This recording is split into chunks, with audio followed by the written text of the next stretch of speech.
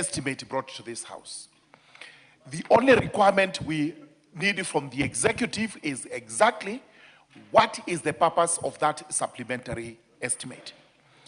Where it turns on Article 223, this House would actually be informed accordingly and may ratify the expenditure or decline to ratify the expenditure.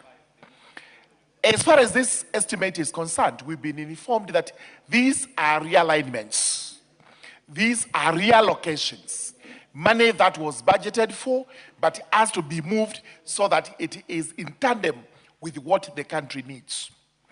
It is wrong for us, honorable members, to say one state department is not important, another state department is more important, while in actual fact, we do have budget allocations for each of these state departments.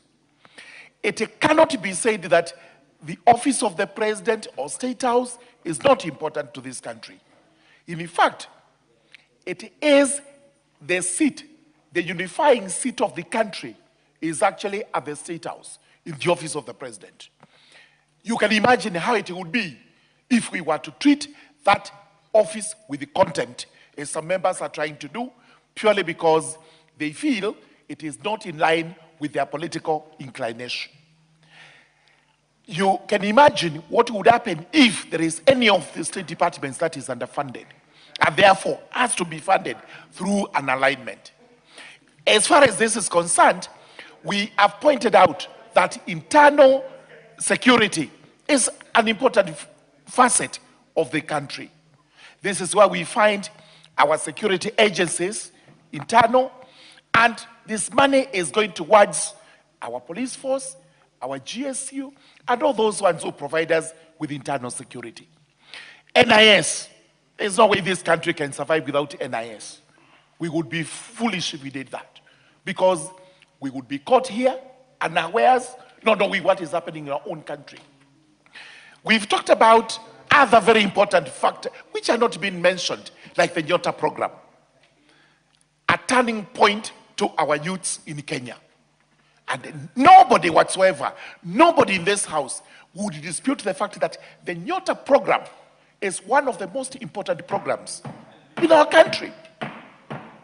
Ask any other youngster who has benefited from this, and as they continue to benefit, because money is coming up in tranches, we cannot vote because a supplementary has come in to say some money has to be allocated to these youths. Therefore, we are doing what we are mandated to do under our constitution today.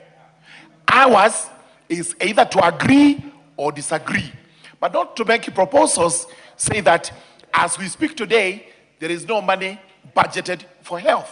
While we know there is a budget for that at the national level, we have a budget for that at the county level. You cannot say roads are not budgeted for. In fact, it is inappropriate for this debate because there is a budget for roads here and at the county level. So, sincerely speaking, what we are doing today is to confine ourselves to what has been introduced by the Budget and Appropriations Committee. And thank you very much, Honorable Atande, because you went through this very quickly, absolutely, so that you can align it with what the House requires. This is why we are saying, in the remaining 2 weeks, for whatever reason, if there is any money that is going to be misappropriated or misapplied, that is our work. That is why it's called oversight. Pick it out, bring it here, and we shall deal with it in accordance with the law of the country. Therefore, Honorable Speaker, I do support this report that we pass the miscellaneous appropriations bill. MP for Game.